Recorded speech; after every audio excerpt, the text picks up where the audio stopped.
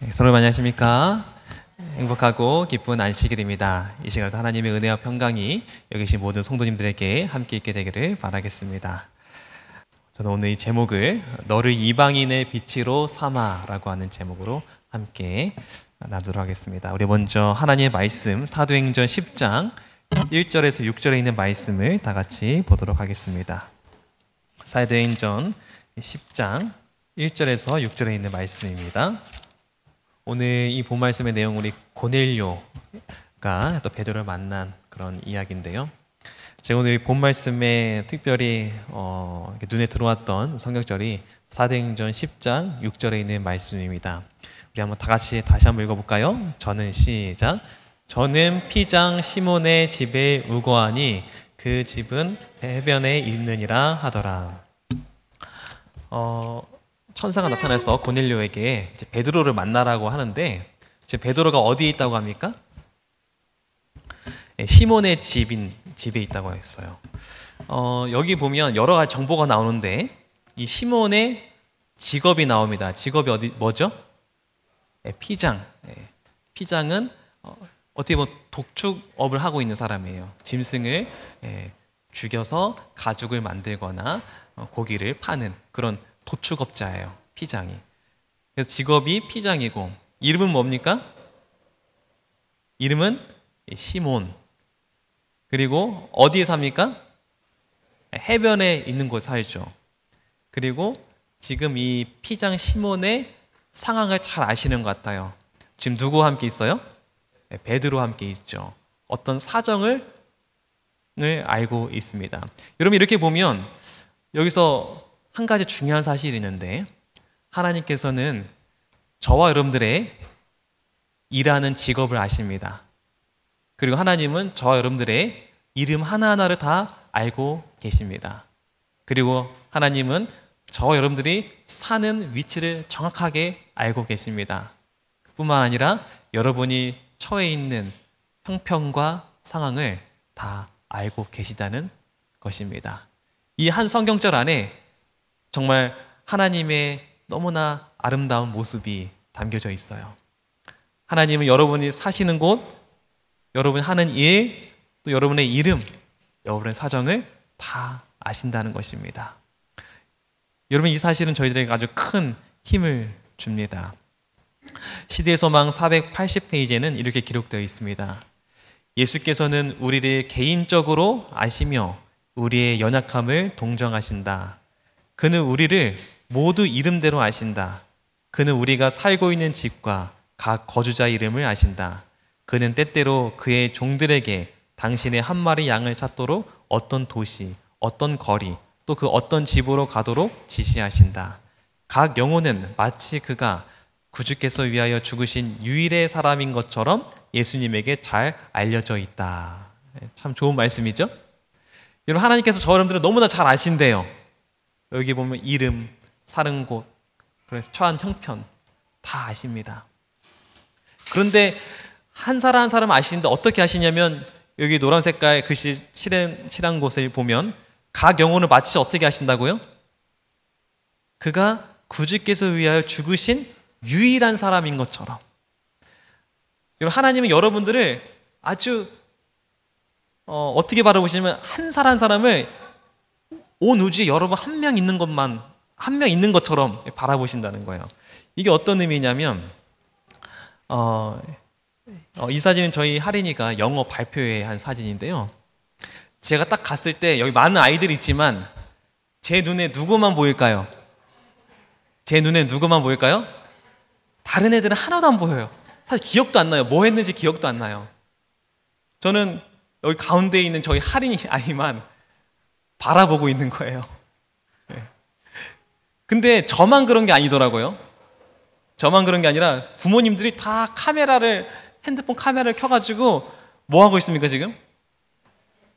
제가 보니까 다 클로즈업 해가지고 자기 아이만 딱 클로즈업 해가지고 영상을 찍거나 사진 찍고 있더라고요. 저만 그런 게 아니라 모든 부모님들이 다 그렇게 하고 있더라고요. 여러분, 많은 사람도 있지만 한 사람만 눈에 들어온다니까요. 그 심정, 무슨 심정인지 아시죠? 이런 상황이 어떤 상황인지 아시죠? 마찬가지로 하나님이요, 저 여러분들을 바라보실 때 아무것도 없고 여러분 혼자 있는 것처럼 여러분만 바라보신다는 거예요. 각 사람을 그렇게 바라보신다는 거예요. 이런 부모님의 마음으로 여러분 한 분 한 분을 보신다는 겁니다. 각 영혼을 그렇게 보신다는 것입니다. 너무나 감사하지 않습니까? 여러분 혹시 여러분의 어떤 개인적 어려운 사정, 누군가에게 말하지 못하는 어떤 사정이 있다면 나를 너무나 잘 아시는 그 하나님이 계시다는 사실을 여러분 기억하게 되기를 간절히 바라겠습니다. 또한 이 각 영혼을 그렇게 마치 잘 아신다고 하는 이 의미는 또 어떤 의미도 있냐면 하나님이 모든 사람을 지금 원하고 계시다는 사실이에요. 모든 사람을 다 돌보고 계시다는 사실이에요.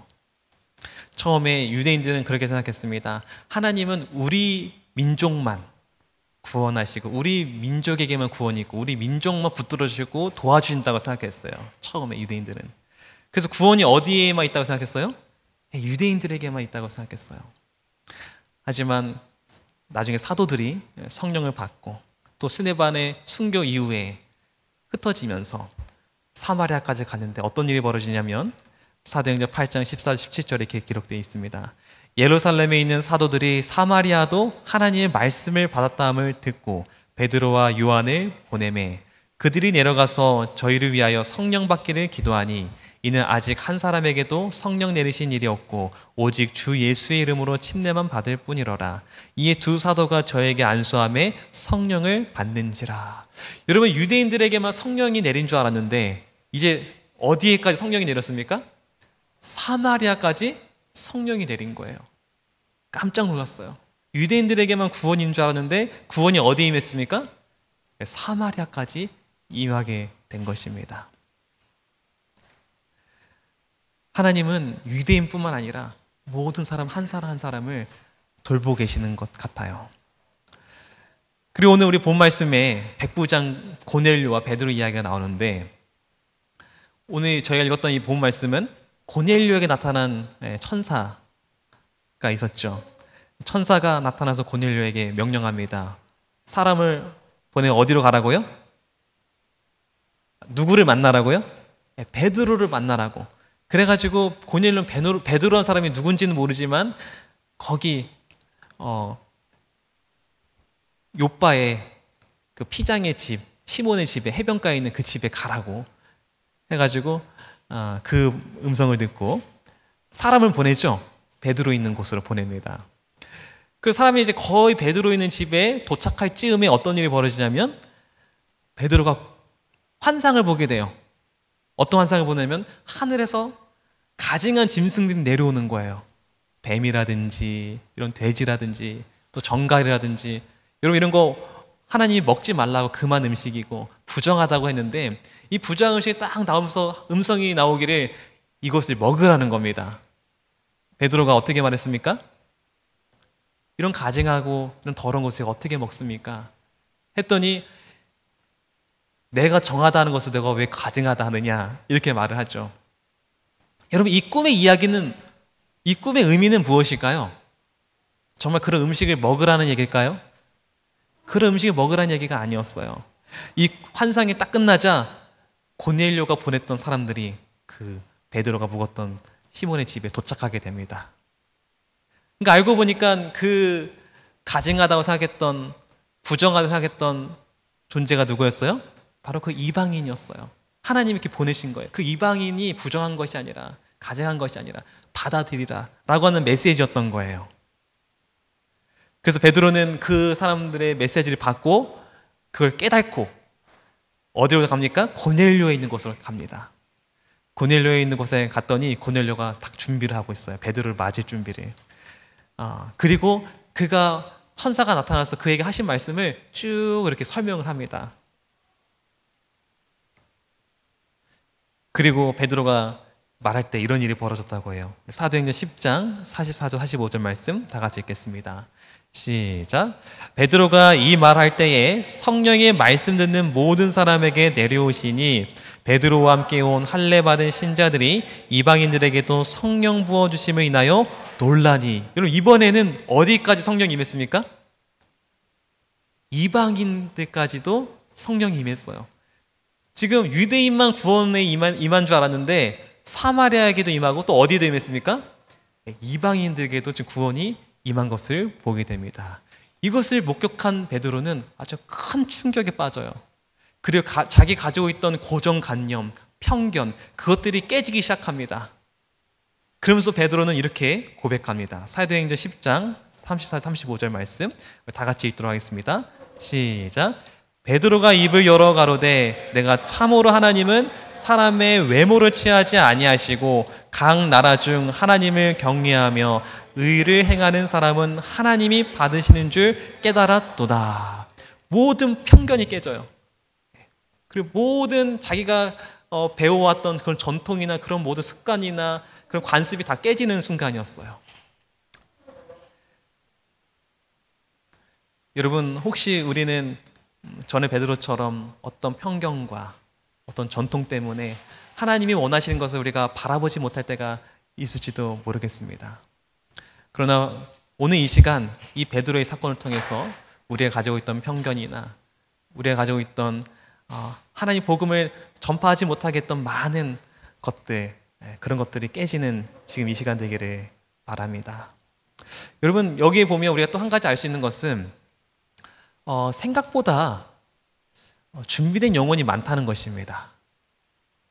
여러분, 우리가 주변에 하나님께 관심 있는 사람이 없는 것처럼 보이지만 사실은 생각보다 의외로 하나님에게 관심 있는 사람들이 많이 있다는 거예요.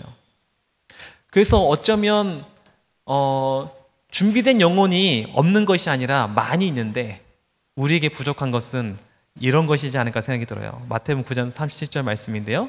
다 같이 읽도록 하겠습니다. 시작. 추수할 것은 많되 일꾼이 적으니. 정말 준비된 영혼들이 어쩌면 많이 있는데 문제는 그 영혼들을 찾아 나서는 일꾼이 없다는 것입니다. 그 일꾼이 적다는 것입니다. 우리 오늘 하나님은 각 영혼을 아시고 각 영혼을 돌보시며 각 영혼을 사랑하신다고 하셨어요. 그리고 그 모든 한 사람 한 사람이 다 구원받기를 원하신다고 합니다. 그것이 하나님 마음인데요. 우리 디모데전서 2장 4절 말씀 이렇게 기록되어 있습니다. 하나님은 모든 사람이 구원을 받으며 진리를 아는 데에 이르기를 원하시느니라. 여러분, 이런 하나님의 뜻과 이 하나님의 마음이 우리 마음에 와닿게 되기를 간절히 바랍니다. 모든 사람이 구원받기를 원하시는데 그렇다면 우리 재림교회의 사명은 무엇일까요? 바로 이 하나님의 뜻대로 모든 사람이 진리 안에 이르게 하는 것이 우리 재림교회의 사명이라고 생각합니다. 여러분, 오늘날 우리가 살고 있는 세상에는 많은 종교들이 있고 종파들이 있고 많은 인종들이 있어요. 제가 대충 한번 적어봤습니다. 우리 기독교에도 많은 교파가 있죠. 장로교, 감리교, 또 침례교 여러 가지가 있죠. 또 천주교, 그 다음에 그 외에 다른 종교들 불교, 이슬람, 또 유대교, 또 토속신앙, 민속신앙을 가진 그런 사람들, 부족신앙을 가진 사람들, 그리고 아예 이런 신앙이 없는 무신론자들도 있습니다. 세상에 정말 많은 사람들이 있어요. 여러분, 우리의 사명은 무엇일까요? 바로 이런 곳에 가서 하나님의 자녀들을 데리고 오는 것입니다. 여러분, 이것이 우리의 사명이에요. 근데 여러분, 우리가 하나님께로 데려오는데 어디 안으로 데려와야 할까요? 제 질문하겠습니다. 어디 안으로 저희가 데려와야 될까요? 재림교회 안으로 데려와야 될까요? 하나님의 나라 안에 데려와야 될까요? 하나님 모든 사람을 구원에 이르기를 원하시는데, 그래서 우리가 그 사명을 완수하기 원하시는데 저희가 세상에 나가서 영혼들을 데리고 와야 되는데 재림교회 안으로 데려오라는 것일까요? 하나님의 나라 안으로 데려오라는 것일까요? 어디로 데려오라는 것일까요? 제가 대학원 때 그 성교학을 신청을 해서 들었는데 그 성교학을 가르쳤던 교수님이 이슬람권에서 한 40년 정도 성교를 하셨던 분이셨어요. 현재도 지금 성교를 하고 계시고요. 그분이 직접 와서 성교학을 가르치시는데 저희에게 이 질문을 했어요. 우리가 선교를 하는데 많은 영혼들을 데리고 와야 되는데 어디로 데려와야 되느냐? 재림교회를 데려와야 되느냐? 하나님의 나라로 데려와야 되느냐? 이런 질문을 하시더라고요. 그럼 어디로 데려와야 되나요? 본질적인 목적은 어디로 데려오는 거예요? 하나님의 나라로 데려오는 게 사실은 본질적인 목적이에요. 그 교수님이 또 질문하더라고요. 하나님 나라에 데려오는 게 목적인데 만약에 너희들이 나처럼 이슬람에 지금 선교를 한다면 그리고 그 이슬람의 건에서 만약에 교회를 짓는다면 어떤 모습의 교회를 짓겠냐고 저희들에게 질문을 하더라고요. 만약 여러분이 이슬람권에 가서 선교를 하고 이제 교회를 져야 돼요. 여러분은 어떤 모습과 어떤 형태로 교회를 짓겠습니까? 그때 제가 딱 떠오르는 생각은 우리 교회에 딱 생각했어요. 우리 교회 모습은 어떤 모습이죠? 일단은 이렇게 장의자가 있어요, 기본적으로. 그리고 단상 앞에 단상이 이렇게 있고요. 그리고 중앙에 뭐가 있습니까? 십자가가 딱 있고요. 이게 우리가 생각하는 교회지 않습니까? 네. 물어보는 거예요. 어떤 교회를 어떤 형태로 어떤 모습으로 짓겠냐는 거예요. 그런데 여러분, 우리의 지금 교회는 이런 모습인데 이슬람의 사원 가보신 적 있으신가요? 아주 다르죠, 교회의 모습하고. 이렇게 사원이 참 예뻐요. 예쁜데 내부 안에 들어가면요 이렇게 정말 화려합니다. 바닥과 벽이 아주 여러 수많은 색들의 정말 세라믹 타일과 모자이크로 장식이 되어 있어요. 그리고 벽과 천장, 기둥 모든 것이 다 아라베스크 무늬로 다 꾸며져 있습니다. 너무나 다르죠, 그렇죠? 그리고 저도 한번 이제 가봤었는데 거기에는 이렇게 예쁘게 촛불 같은 것도 켜져 있더라고요, 이렇게. 그리고 저희 교회랑 좀 다른 점은 이슬람은 그냥 바닥이에요. 근데 교회는 뭐가 있습니까? 장의자가 다 있어요. 근데 이슬람의 그 예배 드리는 공간은 장의자가 없어요. 그리고 예배의 형태와 방식도 다르죠. 이슬람은 어떻게 합니까? 그 바닥에서 무릎을 꿇고 이렇게 기도를 하고 또 코란을 읽고 그렇게 합니다. 교회는 다양한 형태가 있죠. 찬양도 하고 그리고 찬양대도 있고 교회 갈 때 또 양복도 입고 그리고 앞에 이제 목사님이 와서 설교도 하고 이런 형태의 예배입니다. 그래서 교수님이 그러더라고요. 만약에 이슬람 선교하면 지금 이런 형태의 교회를 짓겠느냐라고 질문하시더라고요. 여러분이라면 어떻게 교회를 짓겠습니까? 어떻게 교회를 짓겠습니까? 그래서 교수님도 사실 처음에 고민을 했대요. 고민을 하다가 이런 형태의 이런 모습의 교회는 사실은 서구 기독교 문화예요. 사실 서구 기독교 문화예요. 근데 여러분 이런 형태와 이런 모습이 진리입니까? 이런 형태를 갖추는 게 진리입니까?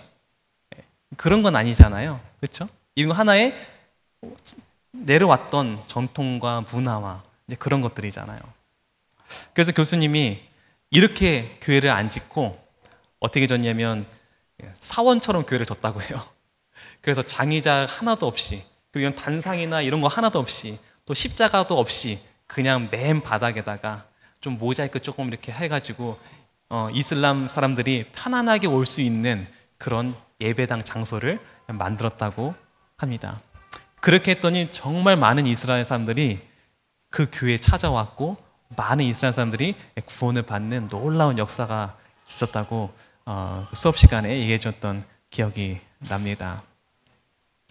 여러분, 우리가 재림교회로 데려오는 게 목적입니까? 하나님 나라 안에 데려오는 게 목적입니까? 재림교회 스타일로 만드는 게 목적입니까? 하나님 나라 스타일로 만드는 게 목적입니까?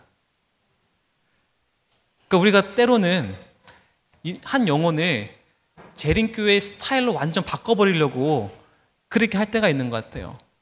그렇게 할 때 때로는 이 구원과 하나님의 복음을 아는 하나님 나라를 들어가는데 방해가 될 때도 있다는 것입니다.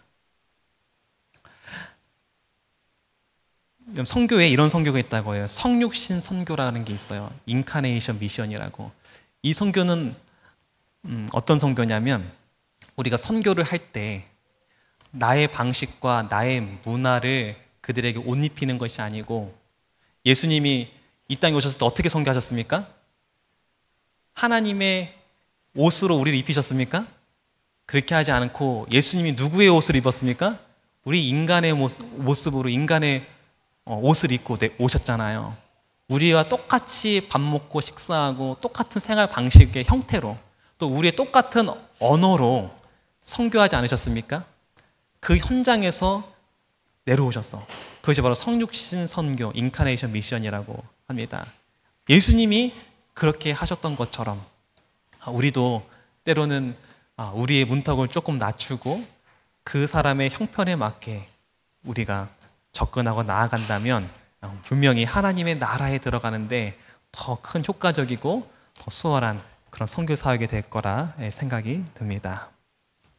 우리 하나님께서는 저 여러분들을 이방의 빛으로 삼으셨다고 했어요. 내가 또 너를 이방의 빛으로 삼아 나의 구원을 땅끝까지 이르게 하리라. 저 여러분들이 정말 많은 준비된 영혼들을 하나님께로 인도하는 이런 사명을 이루는 이방의 빛이 되는 저 여러분들 되기를 간절히 바라겠습니다. 이런 베드로가 여기 고넬료한테 갔는데요. 여기서 우리가 한 가지 알 수 있는 사실은 하나님께서는 베드로를 통해 고넬료에게 성령을 내렸다는 것입니다. 왜 하나님은 천사를 통해 일하지 않으시고 왜 이 사람을 통해 일하실까요? 하나님은 다른 천사를 통해서가 아니라 우리를 통해 일하시고 우리를 통해 역사하십니다. 여러분 나중에 이 부분에서 한번 개인적으로 묵상해 보시기 바랍니다. 왜 하나님은 굳이 천사가 아니라 나를 통해 역사하시고 나를 통해 왜 일하시지? 여러분 이 부분을 한번 깊이 한번 생각해 보시기 바랍니다. 여러 가지 이유가 있겠지만 저는 한 가지 우리를 통해 일하시고 우리를 통해 일하시고 역사하신다는 것은 우리에게 너무나 큰 축복이라는 사실을 저는 여러분들에게 나누고 싶습니다. 여러분 조슈아 벨이라고 하는 바이올리니스트 혹시 아시나요? 굉장히 유명한 바이올리니스트예요. 저도 처음 봤을 때 그냥 빠져들더라고요. 그 정도로 연주를 너무나 잘합니다. 그런데 여러분 만약에 이 조슈아 벨이 지금 우리 원내등교에 와가지고 우리 가끔 우리 이래 씨랑 우리 보경 씨랑 이렇게 또 윤진 씨랑 바이올린 하잖아요. 근데 그 바이올린을 가지고 이렇게 같이 켜주면 어떻습니까? 굉장히 영광스럽죠? 또 내 바이올린을 켜주면 정말 영광스럽죠? 그리고 내 바이올린에 사인도 받고 싶고, 그렇죠? 그런 것 같아요. 우리는 하나님의 때론 도구라고도 합니다. 여러분 만약 하나님께 붙들려 사용된다면 여러분 그것은 온 우주에 어떻게 되는 걸까요? 저 여러분들이 하나님께 사용이 된다는 것은 이 세상에 너무나 큰 영광이라는 거예요. 너무나 큰 축복이라는 것이에요. 여러분 이 세상 우리 살면서 한 번쯤은 하나님께 사용되고 하나님께 붙들려서 하나님의 사역의 통로가 돼야 하지 않겠습니까? 한 번쯤은 적어도 한 번쯤은 하나님이 나를 통하여 역사할 수 있는 하나님의 도구로 여러분 사용되기를 간절히 바랍니다. 여러분 이 일을 위하여 기도하시기 바랍니다. 하나님 저를 통하여 이 시대에 저를 통하여 역사하여 주옵소서. 저를 사용하여 주시옵소서. 여러분 그것은 정말 영광스러운 일이에요. 그렇게 사용당한 그렇게 하나님의 사용 일을 한 사람과 하나님께 쓰임받지 않았던 사람하고는 그 차이가 너무나 커요. 이런 바이올린도 있어요. 여러분 이 바이올린이 다른 바이올린과 달라요. 요즘 바이올린 얼마 하죠? 연습용은 한 20만 원대 하더라고요. 15만 원, 20만 원대 하더라고요. 이 바이올린 얼마인 줄 아십니까? 이 바이올린 이름이 요하임 마라고 하는 바이올린인데 이 바이올린이 230억이래요. 230억. 이 바이올린이 왜 이렇게 비싸죠? 왜 이렇게 가치가 있죠? 왜냐하면 정말 유명한 사람의 손에 거쳐간 거예요. 여러분, 정말 유명한 사람의 손에 거쳐가면 어떻게 돼요? 이렇게 가치가 뛰는 겁니다. 여러분, 우리가 인생을 살면서 적어도 하나님께 붙들려서 살게 되기를 간절히 바랍니다. 하나님께 쓰임받는 정말 종이 되기를 간절히 바랍니다. 하나님 도구가 되기를 바랍니다. 여러분, 그러면 온 우주에 저와 여러분들은 가장 빛나는 보석이 될 거예요. 가장 가치 있는 보석이 될 것입니다. 하나님이 나를 사용하여 달라고 하면서 정말 가치 있는 그런 삶이 되도록 기도하는 저와 여러분들 되기를 바라겠습니다. 어떻게 여러분 베드로는 하나님께 쓰임받고 하나님의 그 통로가 되었을까요? 어떻게 그 고넬료를 구원하는 통로가 되었을까요? 우리 첫 번째 읽었던 그 본 말씀에 힌트가 나오는데요. 시몬이 어디에 묵었다고 합니까? 피장 시몬의 집에 묵어 있대요. 여러분, 그 당시에 이 피장, 이 도축업을 하는 그런 직업은 부정한 직업이었어요. 그래서 사람들이 이런 사람들하고 가까이 하지 않고 멀리 했습니다. 하지만 베드로는 지금 그런 사람과 어떻게 하고 있어요? 같이 있잖아요. 함께 있잖아요. 다시 말해서 베드로는 지금 마음이 열려 있는 거예요. 영혼 구원이라는 것에 열려 있고, 그 영혼 구원에는 어떤 계층이나 또는 어떤 종파나 어떤 그런 것이 없다라고 하는 그 열려 있는 마음이 있어요. 그리고 영혼에 대한 관심이 있습니다. 여러분, 그랬기 때문에 베드로가 고넬료를 구원하는 통로가 된 것이에요. 여러분, 우리의 삶에도 하나님의 구원에 관심이 있는 저 여러분들 되기를 바랍니다. 그리고 어떤 직업을 막론하고 하나님께서는 모든 사람을 구원하신다고 하는 그런 열린 마음을 여러분 가지게 되기를 간절히 바라겠습니다. 그렇게 준비되고 열린 마음을 가지고 그렇게 관심을 가지고 있는 영혼의 사람에게 하나님은 축복의 통로로 여러분을 사용하신다는 것입니다. 이 시간 이 말씀을 통하여 우리 마음이 열려서 하나님의 사용되는 그런 축복의 통로가 되기를 바라겠습니다. 마지막으로 한 성경절 읽고 말씀 마치도록 하겠습니다. 로마서 10장 14절 15절 말씀인데요, 다 같이 읽겠습니다. 시작. 그런즉 저희가 믿지 아니하는 일을 어찌 부르리요? 듣지도 못한 일을 어찌 믿으리요? 전파하는 자가 없이 어찌 들으리요? 보내심을 받지 아니하면 어찌 전파하리요? 기록된 바 아름답도다 좋은 소식을 전하는 자들의 발이요 함과 같으니라. 여러분, 우리가 나가지 않으면 복음을 들을 수가 없어요. 우리가 나가지 않으면. 그래서 우리는 나가야 되는 것입니다. 영혼을 위해 나가야 되는 것입니다. 그런데 그 나가는 그 발걸음이 얼마나 아름다운지, 그 발걸음이 가장 아름답다는 거예요. 그래서 영혼을 구원하기 위해 나서는 그 발걸음이, 그 가장 아름다운 발걸음이 저와 여러분들의 발걸음이 되기를 바라면서 오늘 말씀 마치도록 하겠습니다.